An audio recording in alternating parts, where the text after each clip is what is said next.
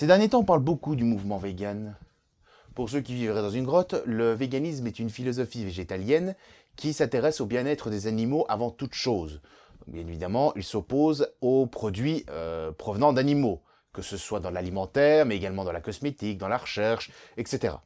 Bien évidemment, il existe plusieurs types de véganes. Il y a d'abord le réformiste qui lui estime que on peut continuer à se servir des animaux, mais avec dignité et humanité. Alors que l'abolitionniste, de son côté, va plutôt prôner une tolérance zéro. On ne se sert pas des animaux en aucune circonstance. Jamais.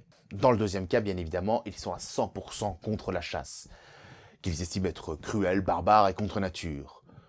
Bon, moi, à titre personnel, je suis vraiment pas fan des armes à feu, quelles qu'en soient les circonstances, et si je devais tuer un animal pour avoir de la viande, moi-même, j'en serais incapable. Mais bon, il faut quand même resituer les choses à leur place, parce que, regardant sur internet après des informations sur les véganes, qu'est-ce que j'ai pu voir comme erreur sur le sujet? Alors bon, déjà, on va pallier au plus évident, le fait que ce serait contre nature pour l'homme de chasser. Non, l'homme est un prédateur, du point de vue primitif, c'est normal pour lui de chasser d'autres animaux. Techniquement, c'est le fait de se soucier de ces pauvres bêtes qui est contre nature. Parce que l'homme, par instinct, ne se soucie que de lui-même et de ses proches. Et bon, j'aime à croire qu'on est plus que de simples animaux primitifs.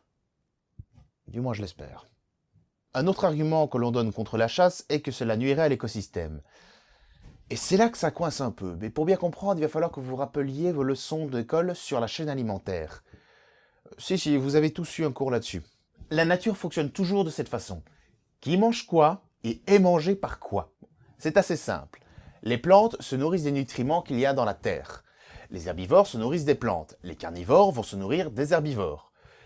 Et dans le cas des carnivores, soit il va se faire bouffer par un autre carnivore plus gros que lui, ou alors il va tout simplement mourir, et dans les deux cas, le cadavre va être détruit par des détritivores, qui vont créer des nutriments dans la terre qui vont nourrir les plantes. Et ainsi, on a une chaîne alimentaire. Toutes les chaînes alimentaires ne sont pas identiques, certaines sont plus courtes et s'arrêtent par exemple aux herbivores, c'est le cas de l'éléphant qui n'a pas de prédateur naturel. D'autres en revanche sont beaucoup plus longues, on y instaure des insectes, des plus gros prédateurs, mais dans l'idée c'est ça. Et l'évolution s'est développée en fonction de ces lois. Ce que je veux dire par là, c'est que depuis la nuit des temps, les prédateurs bouffent les proies. Et donc du coup, les proies ont inventé des systèmes pour survivre malgré ça. L'une d'entre elles est par exemple de tout simplement avoir un système de défense pour limiter le nombre de morts par génération. Le sanglier par exemple est une proie assez difficile à chasser pour ses prédateurs. Une autre méthode aussi est la surpopulation. En gros, on fait plein de bébés comme ça. Quand les prédateurs se sont servis, il y a encore assez pour la prochaine génération pour faire perdurer l'espèce. En général, les animaux se servent des deux techniques, en favorisant plus l'une que l'autre. Là où je veux en venir, c'est que si jamais il n'y a plus de prédateurs, les proies, elles, vont commencer à être en surnombre. Forcément, vu qu'elles ne sont plus régulées, et donc du coup, elles vont commencer à manger de plus en plus, sauf que la nature ne va pas fournir plus de plantes pour eux. Et donc du coup, ils vont complètement désherber toute la zone, il n'y aura plus aucune flore, et ils vont finir par mourir de faim. Il y a un équilibre assez fragile d'ailleurs qui doit être maintenu. Mais on peut dire que l'homme ne fait plus partie de la chaîne alimentaire naturelle. Et effectivement, avec toutes les villes qu'on a créées, avec l'élevage, on n'a plus trop notre place là-dedans. Ça, c'est indéniable. En théorie, en tout cas. Mais le problème vient des dégâts qu'on a fait dans la chaîne alimentaire. Et là, je ne suis pas en train de parler des 2 derniers siècles. Je parle de ce qu'on a fait depuis le début de l'humanité, depuis qu'on est homme. La destruction des prédateurs qui sont soit une menace pour nous, soit un concurrent. Ça fait très longtemps que l'homme chasse les prédateurs au lieu des proies. Et ça, pour le coup, c'est contre nature, parce que normalement, on est censé chasser uniquement pour se nourrir. Un lion ne va pas se mettre à chasser le crocodile sous prétexte qu'ils ont la même bestiole comme aliment. Ça n'a aucun sens. Et on en a exterminé une chiadée de prédateurs. Il y en a certains qui ont complètement disparu de la surface de la Terre, et d'autres qui ne sont plus dans certaines régions depuis tellement longtemps qu'on a même oublié qu'elles sont censées être là. Le lion, par exemple, est censé être naturellement présent en Méditerranée du Nord. Eh ouais. Il y avait des lions en Italie et en Grèce avant. Pourquoi croyez-vous qu'il y en avait autant dans les Colisées romains et dans la mythologie grecque? C'était le plus gros prédateur de la région. Et à votre avis, dans nos contrées, c'est quoi le prédateur qui est censé chasser le chevreuil et le sanglier? Le loup, qui n'est plus présent depuis très longtemps. En Belgique, je crois que le prédateur le plus gros, ça doit être... À mon avis, c'est le renard. Vous voyez un renard chasser un chevreuil ou un sanglier? Ah oui, pour ceux qui se poseraient la question, le chien est une création de l'homme, par conséquent, il n'a pas sa place dans la chaîne alimentaire naturelle. C'est pas qu'un problème théorique, il y a vraiment un souci de surpopulation de certains animaux. Ça arrive assez souvent qu'on ouvre la période de chasse un peu plus tôt pour les sangliers dans certaines forêts, tellement ils sont nombreux. Il n'y a que nous pour réguler la population. Et même dans les régions où il y a encore ces prédateurs, on est quand même obligé de chasser parce qu'ils sont soit en voie d'extinction, soit en sous-population. Sérieusement, vous pourriez me citer 5 grands prédateurs qui n'est pas en voie d'extinction? Bien évidemment, je compte pas l'Australie, parce que là-bas c'est un cas à part dans la nature. On parle quand même d'un lieu où les serpents bouffent les alligators. Je rigole pas les mecs, il y a réellement des serpents qui mangent des alligators là-bas. C'est un pays de malades. D'ailleurs, l'Australie est un bon exemple de surpopulation d'herbivores, étant donné qu'il y a longtemps, on y a introduit des lapins. Sauf que c'est pas leur milieu naturel, l'Australie. Et du coup, ils n'ont pas de prédateurs naturels. Du coup, il y a des lapins partout et ils savent pas quoi en faire. Vraiment, ils sont débordés de lapins. C'est pas mignon.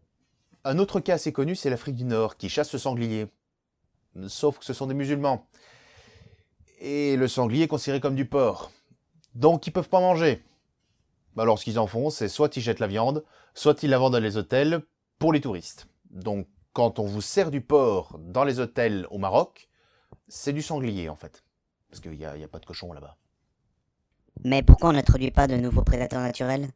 Ouais, c'est ce qu'on essaye de faire. Ou au moins on les laisse tranquilles et on arrête de les chasser. Mais c'est loin d'être aussi simple. Vous vous rappelez que j'ai dit que les herbivores faisaient volontairement beaucoup plus d'enfants pour pouvoir pallier le problème de la chasse. Le souci, c'est que les loups et les autres superprédateurs ne se font pas chasser. Et donc du coup, ils n'ont pas besoin de cette technique-là. Ils utilisent d'autres méthodes pour réguler leur population. Ils font moins d'enfants, qui ont un taux de mortalité assez important.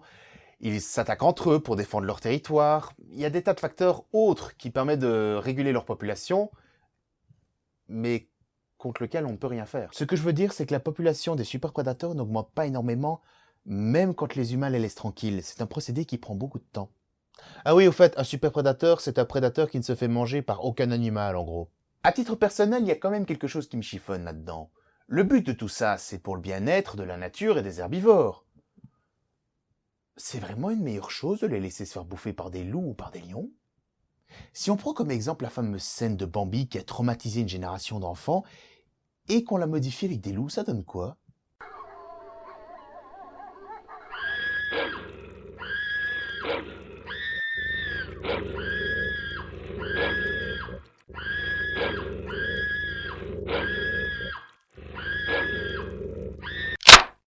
Trop cool! Bordel de merde! Perso, je préfère me prendre la balle du chasseur que de me faire bouffer par un loup! Si c'est le bien-être de l'animal qu'on veut, entre mourir de faim ou se faire bouffer par des loups, je me demande si la situation actuelle n'est pas ce qu'il y a de mieux. Pour conclure, non, la chasse n'est pas mauvaise en soi. Elle peut l'être si elle est mal utilisée. Si on le fait en surveillant de prendre uniquement des animaux qui sont en surpopulation, en les tuant de façon déterminée. Et par là, je veux dire le nombre et la période à laquelle on chasse, en faisant en sorte de bien protéger les animaux qui sont en voie d'extinction. Si on respecte tout ça, la chasse est écologique. D'ailleurs, si on ne respecte pas toutes ces conditions, c'est du braconnage, c'est plus de la chasse. Et c'est illégal dans beaucoup de pays, dont le nôtre. On a beaucoup de progrès à faire dans ce domaine. Il faut augmenter le nombre d'animaux protégés, contrôler beaucoup plus souvent, être plus sévère avec ceux qui ne respectent pas les lois. Mais arrêter définitivement la chasse, c'est pas une solution. Ça va créer autant de problèmes que ça n'en résout. Si pas plus. Voilà, cet épisode est terminé. J'espère ne pas avoir été respectueux envers la communauté végane. Ce n'était absolument pas mon intention.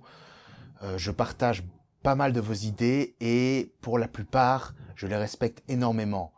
J'ai juste voulu dans cet épisode mettre les choses au clair sur la chasse de façon neutre. Je le répète, je ne suis absolument pas chasseur. Je déteste les armes à feu et je serais incapable de tuer pour me nourrir. Mais je dois reconnaître objectivement que si elle est utilisée correctement, elle a sa place dans l'écologie. Si cet épisode vous a plu, n'hésitez pas à mettre des petits pouces, qu'ils soient vers le haut ou vers le bas, ça, c'est vous qui voyez. Bon, moi personnellement, je préférerais qu'il soit vers le haut, mais bon, c'est vous les chefs. Et surtout, partagez la vidéo et abonnez-vous. Allez, salah salah!